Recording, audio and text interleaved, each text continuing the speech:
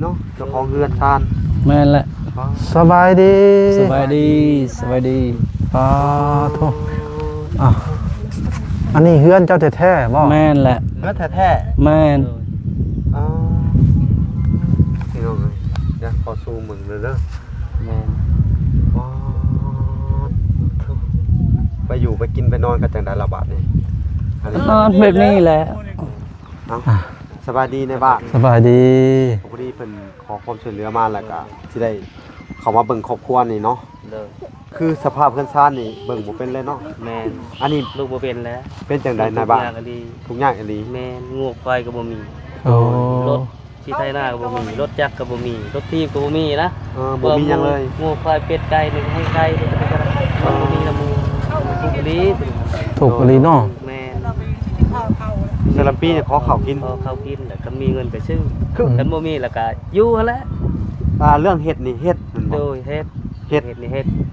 ขยันอยู่ ขยัน แต่บ่พออยู่พอกิน บ่พออยู่บ่พอกิน สลับไป แม่นๆ ไปแนะนำเบิ่งเลยพี่น้อง โดยๆ ไปพาเขาเข้าไปเบิ่งเลย ไป ครอบครัวเพื่อนซ่านเพิ่นพี่น้องเลยเนาะ ปาโทษน้องพี่น้อง บุรีเลย สภาพการเป็นอยู่ บุรี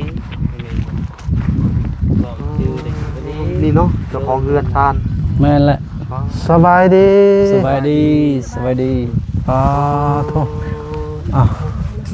อันนี้เฮือนเจ้าแท้ๆบ่ แม่นแหละ เรือนแท้ แม่น ๆอ๋อพี่น้องเอ้ยเดี๋ยวขอซูมมึงเลยเด้อ แม่น ว้าวทุไปอยู่ไปกินไปนอนกันจังได๋ละบาดนี่อันนี้ นอนแบบนี้แหละ คือ เพิ่งเพื่อนตัวเองสิไปใช่ก็นอนอยู่ในเฮือนนี่แหละ โดย แดดก็อยู่นี่แดดก็อยู่นี่แหละ ขออนุญาตถามหนิดนึงเนาะ เด้อ คือเพื่องอันนี้บ่มีบ่ บ่มีหมดข้าวปั่นแหละ เขาปั่นเบิด ข้าวปั่นหมด เอ เล อย เฮาต้องปกติเฮาต้องอาศัยเครื่องจักรเข่านี่เนาะ แม่น แล้วเขาปั่นเบิดเลย ข้าวปั่นหมด เออ มีบ่เอาบ่มีบ่เอา มุ้ยเพิ่นเอาเนาะ บ่ ส่วนหญ้าได้ซะ หญ้านี่มีบ่หญ้าแพกหยัง บ่มียากมันน้ำท่วมดุๆบอก เออน้ำท่วมฤดูมันตายเบิด มันตายหมด คือสภาพเฮาบ่มีหยังสิมุงเนาะ แม่น มันก็เลยปล่อยแบบนี้เนาะ ปล่อยพวกนี้ เออขยันอยู่เนาะเฮานี่หาอยู่ ขยันเฮ็ดแล้วก็บ่พอได้อีก เออ ของพ่อแม่เขาบ่แม่นว่าเฮาเว้าพ่อก็หมดพ่อก็หมดแม่ยังมันติแม่แม่ก็ทุกข์ ในบ้านเขามาทางนี้พ่อแม่นี่ก็ทุกข์คือกันเนาะ ทุกข์คือกัน อืม เพิ่นก็พอเพิ่น โดย นี่แหละผู้อาย เนาะทุกข์วันนี้แล้วเฮาอยู่เฮากินกันจังได๋ขออนุญาตถามอีกทีหนึงเนาะ ก็หาขอกินและหมู่ให้กินหมู่บ่ให้ก็ยาก็นั่งอยู่นั่นถ้ากินน้ำหมอกน้ำไม้เท่านี้แหละเฮ็ดอาหาร โดยอันนี้ย่าวัดในบ้านนี่ยืนยันเลยเนาะ โดยแม่นล่ะ อ๋อพี่น้องเลยนี่ ที่ยืนยันให้ดอกตัวนี้หั่นน่ะข้าพเจ้าเองก็เบิ่งแยงตลอดเป็น ลูกบ้านเนาะ ลูกบ้านอันนั้นแหละขอเบิ่งพาทั้ง ได้ ทางเทิงของเฮาหั่นนะ โดย ให้เบิ่งให้แยงช่วยเหลือกันนั่นแหละ อ๋อ ทุกลีแม่นจ้ะ นี่แหละคือสภาพความเป็นจริงว่าซั่นซะ แม่น นี่แหละพี่น้องเลยเนาะ ปา การเป็นอ โท ยู่ ษ เนาะบ่พอเนาะ แม่นแหละ พอบ่แม่นว่าเพิ่นบ่เฮ็ดพี่น้องไปอนาขอเครื่องเขาปั่นนะ บ่คือสมัยก่อนเขาตีเอาเด้ สมัยก่อนเลย อ่า สมัย เดี๋ยวนี้มันมืด มันเบิดเนาะ ยามแพกกับน้ำท่วมมันแถวนี้น้ำท่วมมันได้แถวนี้ แพกก็น้ำท่วมเบิด มันอยู่โคกมันบ่มีเด้ออันนั้นยาแพก เป็นนาของเขาก็บ่ให้ได้เนาะ เขาบ่ให้เขาก็ไว้ง่วยกล้วยเขาเนาะ แม่นเดี๋ยวเขาก็นี่เขาได้มึงเขาไปที่มุ่งเทียงน้ำ อ่า เขาก็เอาไว้มุ้งเทียงหน้าของเขาอีกเนาะ แม่น แสดงว่าเขตนี้บางเทื่อก็ได้กินข้าวบางเทื่อก็บ่ได้กินน้ำท่วมเนาะ แม่นโดย บ่มีภัยน้ำท่วม ปัวปี้ได้ได้ น้ำท่วมบ่ได้ น้ำขึ้นจากเซนี่ดอก ในเขตจักเซใหญ่นี่เนาะ แม่นหรอ อ๋อเจ้าพ่อแล้วเฮ็ดให้เงินอยากเนาะ แม่นแหละ สองทั่วแล้วข้าวน้ำก็บ่ได้กินซ้ำซุเจ้าเลย บ่ บ่มีกินปอดบ่พร ฝนตกแดดก็แม่นอยู่นี่ อยู่นี่แหละ หนาวก็อยู่นี่ อยู่นี่ ลูกย่ำหนาวนี่พากันไปอยู่ที่ไหนมีผ้าห่มผ้าปกอยู่บ่ ก็อยู่นี่แหละก็พร้อมกับนอนนี่แหละกับลูกเต่า คือเฮาได้ทุกข์แต่พ่อแต่แม่ แม่น แม่นนอนในบ้าน แม่นไหม พ่อแม่ก็ทุกข์คือกัน บ่มีหยังเลย บ่มีหยัง ละบ่ลมแรง พอง่ายบ่มีอัน แม่ ต้นทุนบ่มีหยังพ่อ แม่นแม่น ก็เลยบ่ฮู้ว่าสิเฮ็ดหาจังไดกินเนาะ แม่น สักหน้าวิหลังสักหลังวิหน้า แม่น ไปขอเข้าบ่ แล้วก็คือเอาหมูไว้บอลหมูให้จังไงหมูใบก็มาให้ครับ ไปขอมากินนี่เนาะ แม่นบอลพี่น้องกันจังขอ บอลบ่มีพี่น้องเด้อขอบ่ได้ บ่ได้คิดเลยเจ้า โน้ย แน่นั้น ขออนุญาตเนาะว่าพรถามชื่อเจ้าชื่อจังได มื่น ชื่อมื่นเนาะ แม่ ชื่อน อ้ายมื่น อ้ายมื่ เออแม่น เมียเด้ เมีย เมียนี่ นางนี้ แม่ นาง น นี่ ลูก ลู ชาก ย สาวลูกชาย ลูกชายอาวี อาวี เอ้ย ตัวนี้อันนี้เอ้ยสมดี สมดี สมดี มีลูกชายผู้ลูกสาวผู้เดียวเนาะ แม่น ลูกชาย2คน แม่น พูดน้อยๆนะน้ำแน่เนาะ แม่น แม่น เพิ่นก็กินนมพุ่นพี่น้องเอ้ยห้องไห้เนาะหุ่นสภาพเรือนชานบ่พร กาเห็นแล้วกับโอ้ น่าเวทนาเนาะ เนาะแม่น สิเฮ็ดจังได๋ล่ะบาดนี่พี่น้องเอ้ยพิจารณานำกันเบิ่งบาดนี่ครอบครัวนี่เนาะ แม่น อ้ายบ่พรเอ้ยไปขออนุญาตขึ้นไปเบิ่งได้บ่นั่นหนึงไป ได้ได้ได้ ไปกันนี่ไป ไป บ่ตกพอขึ้นไปนี่ โตกแล้ว พี่น้องเอ้ย เบิ่งแล้วเหยียบตามมันหาวแล้ว พาได้ซอกเข้าเลยผ้าห่มแล้วเนาะเนาะตัวไหนเนาะ แม่นแม่น โอ้ยพี่น้องเอาเบิ่งพี่น้องเอ้ย อ่า สภาพนี่แหละพี่น้องเอ้ยเฮาบ่มีต้นทุนชีวิตมันก็เป็นแบบนี้เนาะพ่อแม่เพิ่นบ่พามีก็เลย ทุกข์ เลยทุกข์ รุ่นลูกรุ่นหลานก็ทุกข์เนาะ มีปัญหานะ ผ้าห่มได้เนาะพร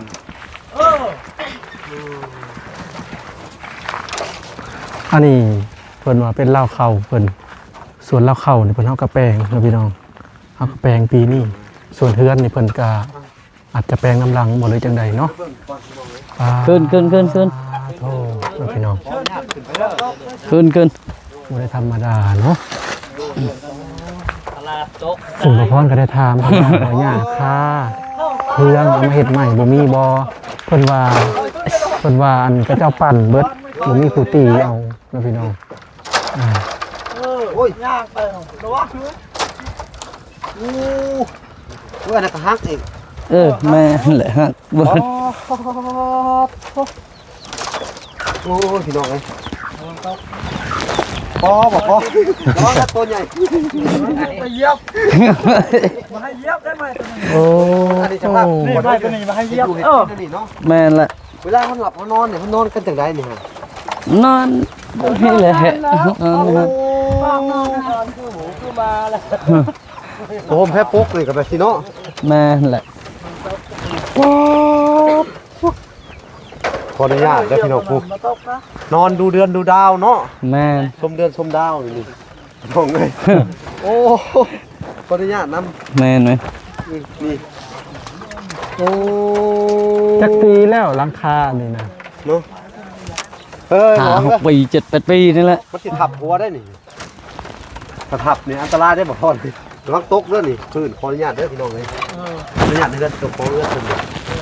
นี่ทะลุอันนี้ลูกตกบ่นี่ฮะ แม่น ปล่อยลูกตกลงไปเด้อนี่เนาะอุ้ยไปแห้งนักบาดนี่จับนี่ได้บ่นี่ให้ถูกคุไปบ่นี่ คุได้บ่ล่ะ โอ้พี่น้องเอ้ยปอนี่มัน มันหัก มันฮักเลย มันหักนะ โอ้ แล้วเฮานอนนี่เฮาสิว่าจังได๋ล่ะบาดนี่เฮานอนเฮาระวังอยู่บ่เรืออะไรใดถ้าลง นอนหลับแล้วไม่ได้ระวังแหละกันเนาะอาหารไม่ได้หลับนั่นระวัง มื้อนี้กินเผือกกินมันแทนเนาะมีบ่ข้าว บ่มีข้าวกินมันนี่แหละ กิมันอ๋อมันก็หัวใหญ่อยู่นี่หรอเอามาเบิ่งดูมันอีหยังอันนี้ฮะ โอ้ได้นอนแต่บอนนี้ ได้นอนแต่บอนนี่บ่พรบ่รู้กินมันแทนข้าวบ่พร อืม ตายแล้วพี่น้องเอ้ยบาทนี่สุดยอดไปเลยครอบครัวนี่พี่น้องเอ้ยต้นทุนชีวิตต่ำเนาะ แม่น บ่พรเอ้ย จะพูดไปเราได้เปรียบต่อตะไม้นะเฮ้ยยังเฮ้ย คนนี่ตก เปียกมันหนาเนาะ เปียกนี่เขาไปเฮ็ดจังไดกันนอนเนี่ยเอ้าเขามาชนแต่บนเดียวนี่บ่ แม่นแหละ ฮะ แม่นแหละ โอ้โธ่ลูกเต้านี่บ่ได้เข้าโรงเรียนบ่ เขา เขา ครับนักครูมันสอนแต่ละมือมหอบอาทิตย์ อืม บ้านก็สอน ก็บ่ได้ใกล้โรงเรียนเลยเนาะนี่เนาะ แม่น โรงเรียนอยู่นี่เลยเนาะ แม่น พี่น้องอุปกรณ์ใกล้โรงเรียนเลย โด นะ แปะกับเพื่อนเพิ่นเลยเนาะ อ่ะ แม่น อ๋ออันนี้ว่าถูกเนี่ยอันนี้พี่น้องเลยเฮ็ดอยู่เฮ็ดกินอยู่กับบ่พ่อเพิ่นว่าน้ำท่วมเข้ากูปีเนาะ แม่น น้ำท่วมมาท่านซะ แม่น ปีใดน้ำบ่ท่วมจะได้กิน ได้กินครับปีบ่ได้นะไม่ได้ท่วม ทางหน้านี่หลายบ่ บ่ได้หลายนะ อ๋ออันนี้ บ่มีดินบ่อนสิเฮ็ด เนาะ แม่น ตกเลย อ๋อ เขาจะไล่เนื้อไปดิ คันในบ้านบ่บอกเขาก็บ่ฮู้ได้พี่น้องเอ้ย แม่น น้องบ่พร โดย เพิ่นก็แนะนำมาระวังมันหล่นมาทับหัวเด้อบ่พร ออกมาแล้วเนาะ โอ้พี่น้องเอ้ย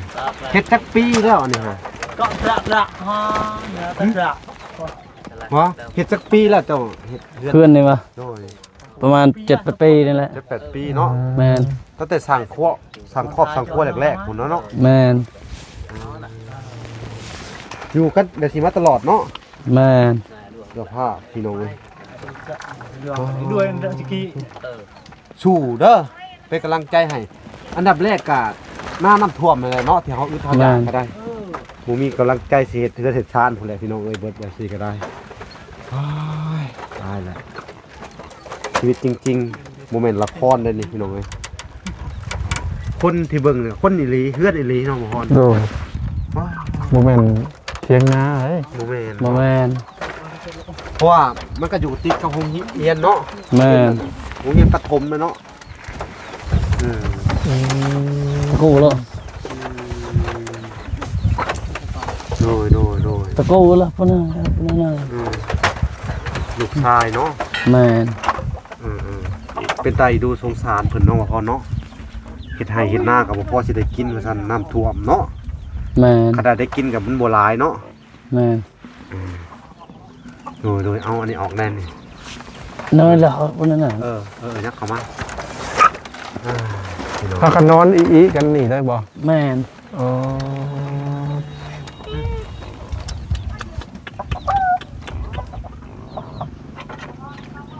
เจ้านี่ก็สู้ขนาดเนาะ แม่น เขายังบ่พออยู่พอกิน บ่ เออเสียจังเลยล่ะวันนี้ปัญญามพ้นนี่กอดกันบ่เลยเนี่ยอยู่ บ่กันนั่งอยู่แหละฝน นั่งเปียกหมดแล้วเนาะ เปียกหมด อืม พอห่มเฮานอนนี่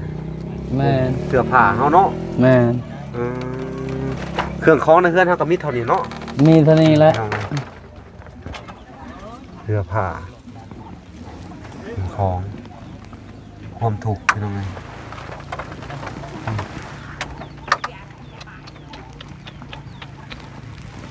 เป็นคำสิว่าเพราะว่ายังบ่ออกเลยแบบนี้สภาพพี่น้องเอ้ย แม่นแล้ว ยามหนาวที่ผ่านมากินนี่เฮาเฮ็ดจังได๋เฮาบ่หนาวอยู่บ่ หนาวก็นอนในนี่แหละ ลูกเจ้านี่เว้าลาวได้อยู่บ่ บ่เว้าบ่ได้ บ่ได้เลย เว้าบ่ได้ เว้าลาวได้อยู่บ่ลูกฮะบ่ได้ บ่ได้ อ่า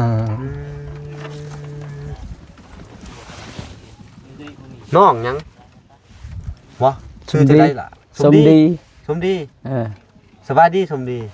เด้อล่ะนอบอะไร เว้าลาวบ่ได้ดีบ่พอเลยเนาะเว้าได้แต่พอเนาะแม่ก็เว้าได้อยู่เนาะ แม่น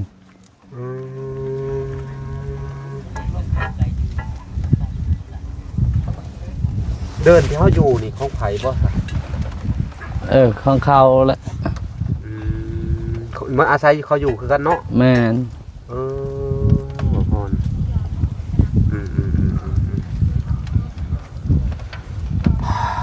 ต่อเทียดกันได้ระบาดนี่พี่น้องเอ้ยทางเวลาก็พากันผ่านมาจากเพื่อนแม่เฒ่าไทย โดย น้องพ่อพร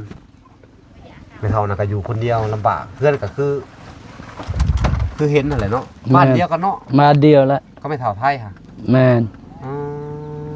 ในบ้านกับพอดีแนะนำให้เขามาเลยเป็นว่าครอบครัวนี่ก็ลำบากพอๆกันเลยเพิ่นว่าเนาะสักเสียจัง แต่ละมื้อแต่ละวันเนี่ยพากันเฮ็ดอีหยังซะอ้าย บ่ได้เฮ็ดอีหยังมันบ่มีทุนบ่มีหยังก็อยู่ที่นี่แหละ มุ้ยบอลครับจ้างครับหยังเนาะ บ่ วันนี้มันเป็นโคกว่าพรเฮ็ดชวนเฮ็ดหยังก็บ่ได้ เฮ็ดก็บ่ได้นะมันบ่เป็นเฮ็ดดินนี่ดินแบบมันบ่เป็นเฮ็ด ดินแข็งเนาะ แม่น มันอยู่ในดินโคกพี่น้องเอ้ย บ่มีบ่อนเฮ็ดเวียกเฮ็ดงานเนาะ บ่ เขาก็อยากเฮ็ดเวียกอยู่เนาะ อยากเฮ็ดก็เฮาก็มันเงินก็บ่มีหันสิหาไปหารับจ้างก็บ่มีเงินก็สิไปก็อยู่ในนี่ เขา แห ใน ละ เมืองอะเนาะ แม่ เขาใน น เมืองมันก็ไกลพี่น้องระยะ100 กิโล แม่น ว่าชนบทเฮาเนาะ แม่น นี่แหละบ่ล่ะชนบทจริง ชนบทแท้ๆแหละกะ ๆซุมเฮามานี่ก็บืนมาเนาะ บึกบืนมา อ่ะ เนาะมาหาแม่เฒ่าไทย แม่น แล้วก็มาพ่อในบ้านเพิ่นแล้วก็เพิ่นก็แนะนำมาขอความช่วยเหลือว่าทุกเจ้าก็ ทางนี่บ่อยากจะเว้าถึงยามผล อันนี้คือครอบครัวเฮาแท้ๆเลยเนาะ แม่น พ่อแม่เจ้านี่ยังบ่ ยังพอบ่มียังแม่ยัง แต่ออกต่างแล้วเนาะ แม่น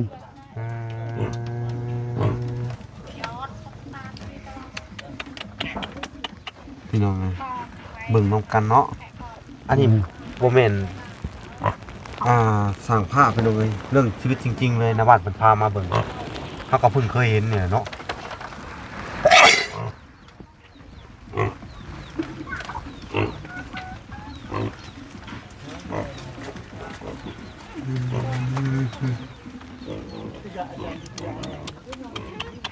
ระวังหน่อยเด้อย่างกันนี่เนาะ แม่น ท่านน่ะรู้บ่ฮะ รู้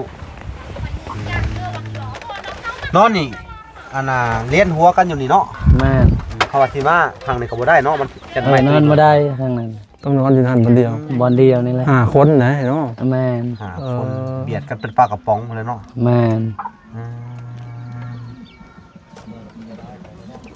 พี่น้องเอ้ยเบิดคำสิเว้าจนที่สุดพี่น้องเอ้ย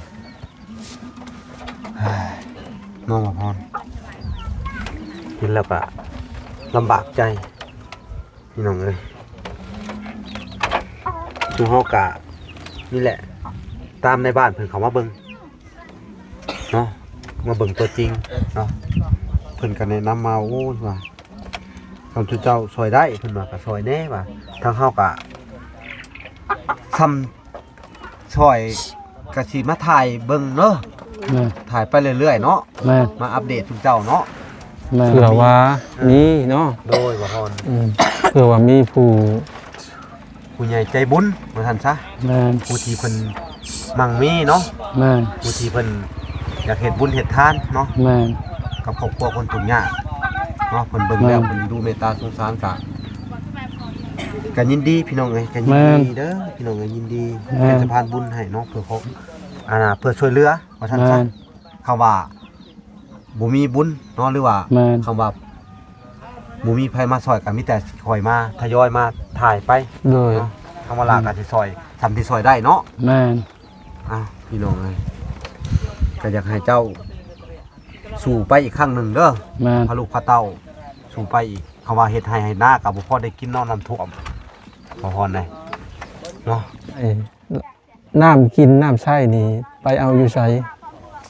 ไก่มันยากนะน้ำกินนะเอาอยู่เซนั่นแหละ หาบมาบ่ หาบเอา ไก่บ่ ไก่ จักกิโลเอ้ย ประมาณ4หลักปลาย ปาตัวน้ำใช้เด้ซะ น้ำใสแล้วอยู่ในเซนั่นแหละ ไปหาบมาแต่พุ่น ไปหาบมาแต่พุ่น ทั้งกินทั้งใส่อยู่หั่นเนาะ แม่น อ๋อ มันบ้านใกล้น้ำเนาะพร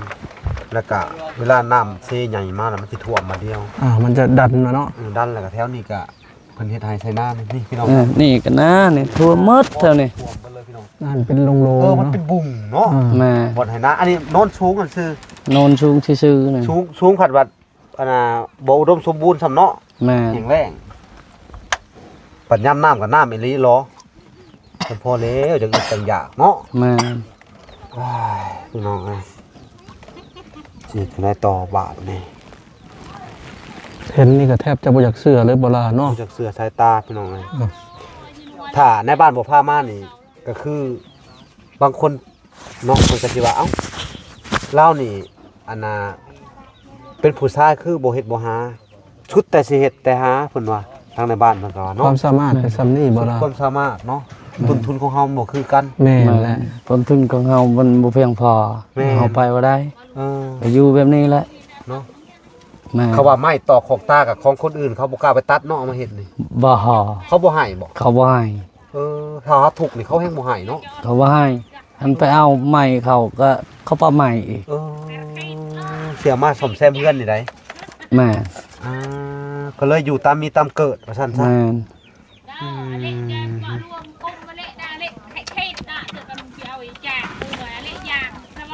ลำบากสุดๆพี่น้องเอ้ย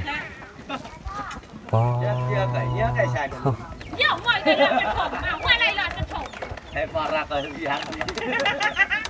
สู้ๆเด้อ โดย สู้ๆเนาะ โดย โดย เรื่องใครใช่ไหม ทางเวลาก็สิได้อันให้กำลังใจเนาะมอบเงินเนาะเงินที่ผู้ใหญ่เพิ่นฝากว่าให้ โดย เด้อ โดย สิมอบให้เจ้า เป็นทุนไว้ซื้อข้าวซื้อน้ำกิน แม่โดย ประจำยังเดินโทร แปลว่า นี่แหละพี่น้องเอ้ยเห็นสภาพไปสิแหละ เขาบริโภคงานคุณโอ้ยอยากดู เนาะ แม่ เฮาจำเป็นต้องช่วยเหลือพี่น้องเอ้ยจักสิเฮ็ดจังไดเนาะกับเป็นเงินผู้ใหญ่เพิ่นฝากไว้เนาะบ่พร โดย เพิ่นก็ว่าถ้าเจอสภาพคนขอความช่วยเหลือก็ว่าแม่นทุกข์ยากและเพิ่นว่าให้บรรเทาทุกข์โลดเด้อช่วยเหลือเขาทุกเบื้องต้นเนาะ โดย คือเฮานี่อดข้าวอยู่บ่นี่ตอนนี้อึดอยู่บ่ ก็อึดบ่เห็นข้าวสิกินเขากินมันนี่แหละ กินมันที่อาม่านี่ได้ แม่น น้ำท่วมปุปีเขาไปหาแหน่ไข่หมดดอกหมดแดงมากินตังเขาได้อยู่บ่ยามนี้ บ่ได้กินบ่ได้ แล้วคือไรก็เอามันเนาะกินเนาะ เอามันแล้วเอาผักบินไปนั่นแหละ โดเนาะ เอาเนาะก็มีแต่ว่ามื้อหน้ามื้อไหนทางชุมเฮาก็สิได้มาอีกเด้อ โดย บ่ล่ะก็สิมอบปัจจัยให้ โดยใจดีที่เพิ่นฝากไว้เนาะ โดย พี่น้องเอ้ยทางเวลาก็สิได้มอบให้เพิ่นก่อนพี่น้องเอ้ยเนาะโอเค น้องหนูล่ะ อันนี้ก็เป็นเงินเด้อ โดย ทางอันเมตู้ USA เนาะ โดย บรรเทาทุกข์เบื้องต้นเนาะ โดย ไปซื้อข้าวซื้อน้ำมากินเด้อ แม่น มื้อหน้ามื้อในก็สิได้เขามาเยี่ยมมายามเนาะ โดย ถ้าเป็นจังไดก็ได้พี่น้องเอ้ยเนาะก็สินี่แหละพี่น้องเอ้ยคนทุกข์ยากก็หลายเข้าเนาะทางเขตบ่าวละกับบ่พรนี่แหละ ผู้ใหญ่เพิ่นก็ขอมาเนาะทางในบ้านนี่แหละมาหาแม่เฒ่าไทยก็ว่าบ่คือบ่พันจึงได้มาเจอพบพ่อเจ้าเนาะ โดย โดย ปาโถเอ้าสิได้มอบให้เด้อโดยโดย โดย สู้เด้อดีใจอยู่บ่ ดีใจ บ่อีหล่ะดีใจอยู่บ่ลูก ได้แล้วหรอกไปดีใจ อึ้งอายเนาะ ลูกชายเนาะอาจจักปีแล้วนะฮู้ ประมาณ10 ปีนี่แหละ เจ้าได้จักปีเลย ประมาณ27 28นี่ อ๋อเนาะสร้างครอบครัวแต่ยังน้อยเจ้าก็เนาะ แม่น ลูกก็10ปลายปีมีลูกสาวผู้เดียวเนาะ แม่น ลูกเพิ่นก็หน้าตาดีเนาะ เป็นตาแพงสมมุติมาอยู่เนาะ โดย พี่น้อง เอา สู้เด้อ จังไดก็สู้ๆเด้อ สู้ไปก่อน โดย เด้อสู้ โดย ๆนั่นคือว่าก็สิเข้ามาเยี่ยมมายามอยู่บ่อยๆเด้อ โดย นี่แหละแบะไปแบะมานี่แหละเขามาหาแม่เฒ่าไทยเขามาหาทุกเจ้าน้ำเด้อ โดย โดย อดเอาก่อนเนาะ ถ้ามีความคืบหน้าการช่วยเหลือจังได๋ก็สิได้มาบอกเนาะถ้าบ่มีก็บ่เป็นหยังสู้ๆไป โดย เนาะ โดย เฮาก็ช่วยทำแถวช่วยได้เนาะ โดย ก็สิมาอัปเดตเรื่อยๆเนาะบ่พอเนาะ เจ้า โดย เอ้าคลิปนี้ก็สิได้ขอตัวลำลาไปก่อนเด้อ โดย เอ้าทางเวลาก็สิได้กลับบ้านกลับซองก่อนพี่น้องเอ้ยเา ไปก่อนเด้อไอ้เด้อสู้ โดย พบกันใหม่คลิปหน้าเนาะคลิปนี้ขอกล่าวคำว่าสบายดีเด้อ โดย สวัสดีพี่น้องเอ้ย โดย โดย